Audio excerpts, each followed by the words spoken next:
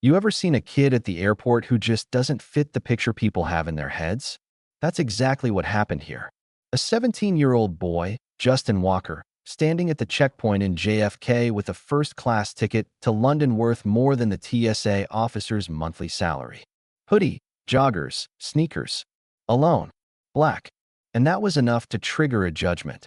Swift, final, cruel. To them it had to be fake. But this wasn't some random hiccup. It turned into a full-blown interrogation, the kind you only see in movies, except the people in charge had no clue that just outside, on the runway, a $75 million Gulfstream jet was idling, waiting specifically for him. Yeah, you heard that right. Justin had flown plenty with his dad before, but this was his first international trip solo. His dad insisted on first class, said if you're going to fly commercial, at least do it with legroom. It should have been simple. TSA, lounge, boarding. Instead, Officer Forrest Mallister stopped him cold, treating his boarding pass like a counterfeit dollar bill. Mallister wasn't just suspicious, he was hungry. Hungry for a bust, the kind of case that might finally get him that promotion he thought he deserved. He started with slow swabs of Justin's bag, hands, laptop, the whole production. Nothing. But when the machine cleared him, Mallister just frowned deeper, like the truth itself was betraying him. Then came the ugly questions. How does a kid like you afford a $14,000 ticket? What does your father really do? The smirk, the muttered digs, everything screamed, you don't belong here. And when Justin said his dad bought it, Mallister twisted it like proof of fraud. That's when Supervisor Karen Daniel came in. Clipboard, sharp haircut, all protocol, and no heart. She let Mallister spin his lies about irregular booking numbers and unverifiable funds. They dragged Justin into a beige room that felt more like a morgue than an office, told him he could face 10 years in prison for presenting fraudulent documents. Imagine being 17, sitting in a windowless room, cut off from your phone, accused of being a mule, when the only thing in your backpack is a copy of Marcus Aurelius. But Justin held steady.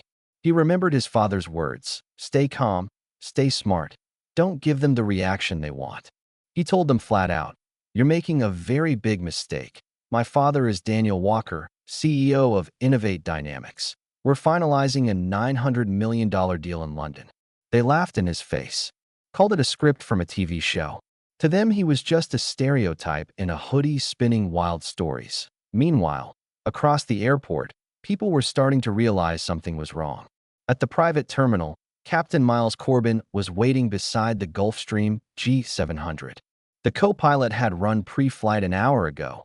The car had circled the terminal 3 times. No Justin. Robert Chun, the FBO manager, was making frantic calls. Justin's boarding pass had scanned in, but never scanned out. A miner had walked into federal security and vanished. That's not a glitch, that's a crisis. Chun broke the rule about don't disturb the principal unless it's an emergency and called Daniel Petrov, the airport's operations director. Within minutes, the entire chain of command lit up. Petrov stormed down to Terminal 4 with Port Authority police in tow. The name Justin Walker had suddenly become a live grenade in their hands. Back in that beige room, the phone rang. Supervisor Daniel answered, and you could see the blood drain from her face as the watch commander told her the truth. Justin Walker wasn't a fraud. He was the son of one of the most powerful men in the country. And there was a private jet outside waiting just for him. The door burst open. Petrov walked in like a thundercloud, Chin behind him. His voice was cold steel. Would either of you care to explain why the son of Daniel Walker has been locked in here for 2 hours and missed his flight? He laid it all out. The Gulfstream on the tarmac, the captain demanding his passenger, the helicopter bringing Daniel Walker himself in 20 minutes. The careers of Mallister and Daniel cracked right there in that silence. Justin stood up calm, asked for his phone back. Supervisor Daniel scrambled to hand it over like it was holy scripture. He didn't need to argue anymore. The truth was out, and it was heavy enough to crush them on its own. By the time Justin stepped into the Escalade that whisked him across the tarmac, TSA agents looked away, whispers trailing behind him. That's him. That's the kid. Hours earlier, they'd stared at him like a suspect. Now they couldn't even meet his eyes, and then came the reckoning. Daniel Walker arrived on the G700, his calm more terrifying than rage. Justin told him everything: the lies, the insults, the threats. His father listened, quiet as stone, then gave orders that sounded less like anger and more like war. Lawsuits filed by Morning against TSA, Port Authority, the officers personally. Civil rights violations. Damages in the kind of numbers that make board members sweat. Opposition research into their pasts. Every complaint, every mistake, dragged into daylight. He didn't want them fired. He wanted their careers dismantled, their names etched in training manuals as examples of failure. And he got exactly that.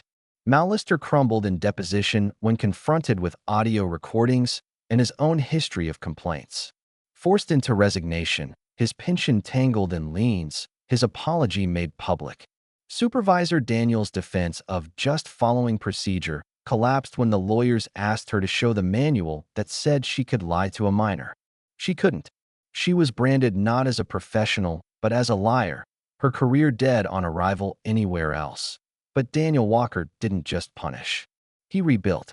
With the settlement, he launched the Justin Walker Initiative, funding legal defense for victims of profiling and mentorship programs for kids who'd never otherwise set foot in a boardroom.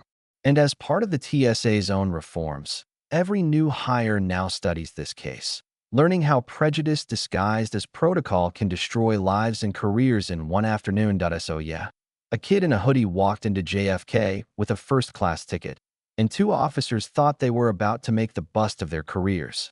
Instead, they lit the fuse on their own destruction. And the lesson didn't just echo in courtrooms. It became mandatory training nationwide. The thing that sticks with me, though, is how thin the line was. If Justin had broken, if he'd lashed out, if he hadn't held on to that composure his dad drilled into him, the story could have gone the other way.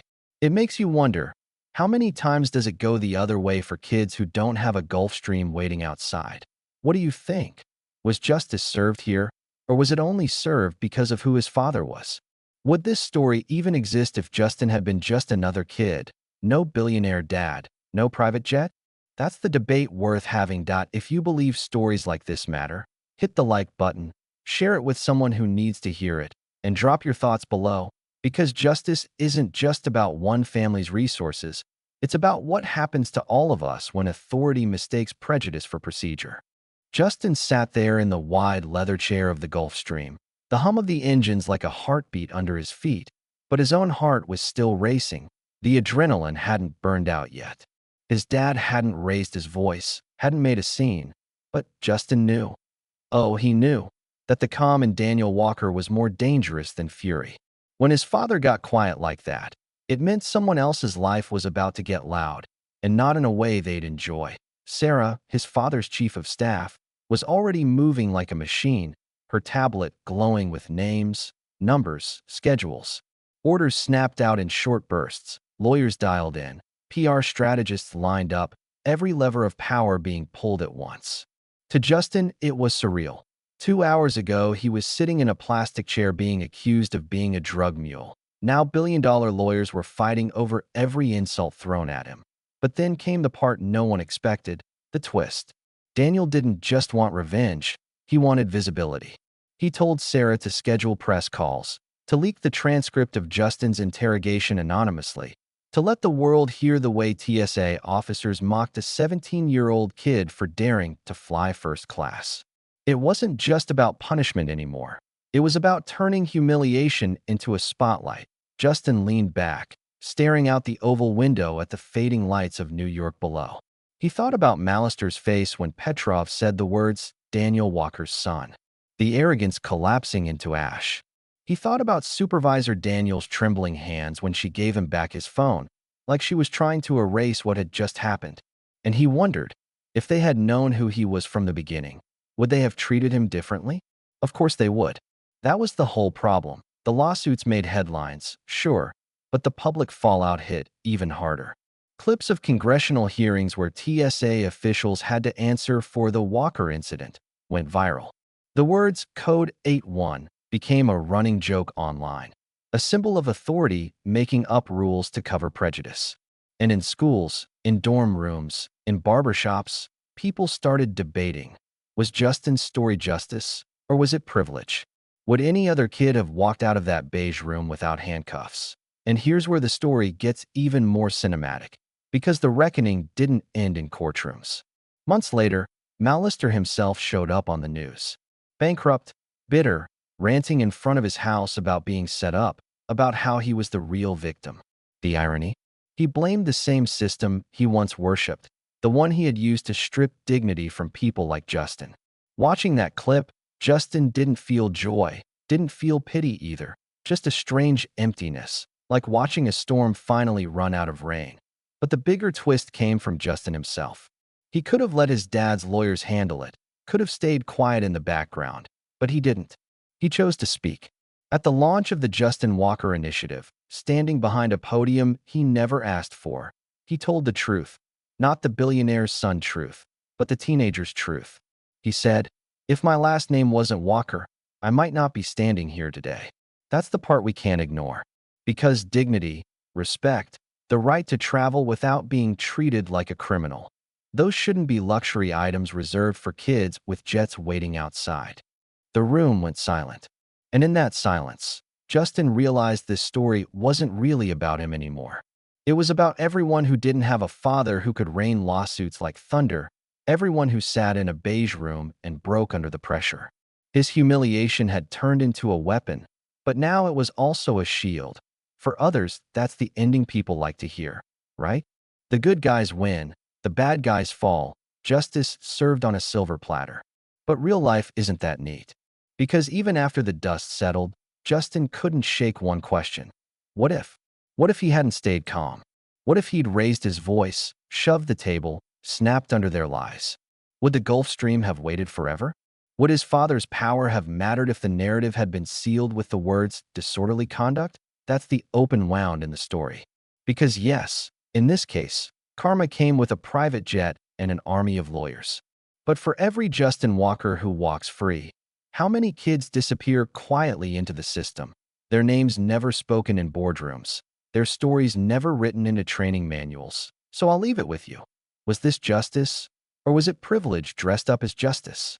Did the system change? Or did it just bow to the weight of one man's resources? What would have happened if Justin wasn't Daniel Walker's son? Yeah, that's the part that keeps me up at night. If you've got an answer, or even just a feeling, drop it in the comments. I want to hear where you stand. Because stories like this, they don't end on the runway of a Gulf Stream. They end in the conversations we're willing to have about what power does and what it refuses to do when it sees someone it doesn't recognize.